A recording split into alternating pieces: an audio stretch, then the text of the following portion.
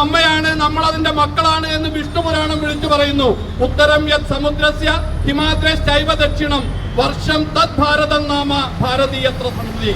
വിഷ്ണുപുരാണത്തിലുള്ളതാണ്. വിശ്വസിക്കുന്ന പ്രസ്ഥാനമാണ് അഖില ഭാരതീയ വിദ്യാർത്ഥി പരിഷത്ത്.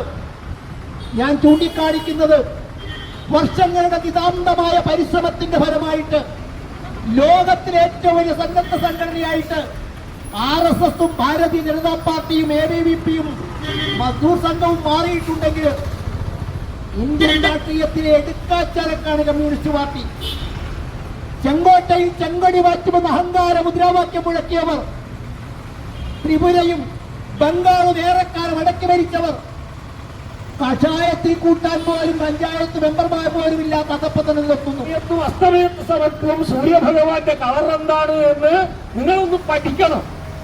എന്നിട്ട് അതും RSSഉം തമ്മിൽ എന്തെങ്കിലും ബന്ധമുണ്ടോ എന്നുള്ളതിനെ കുറിച്ച് നിങ്ങൾ ചിന്തിക്കണം. എന്തിനാണ് എല്ലാറ്റിനും ഈ RSSനെ വലിച്ചയക്കുന്നത് എനിക്ക് മനസ്സിലാകുന്നില്ല.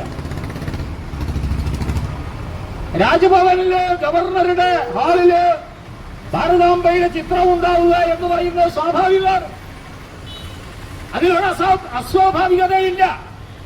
കാരണം ഭാരതാംബ എന്ന് പറയുന്നത് ഈ രാജ്യത്തിലെ കോടാനുകോടി ജനങ്ങളെ സ്വാതന്ത്ര്യത്തിന്റെ തീച്ചൂളയിലേക്ക് ആകർഷിച്ച ഒരു രൂപമാണ്.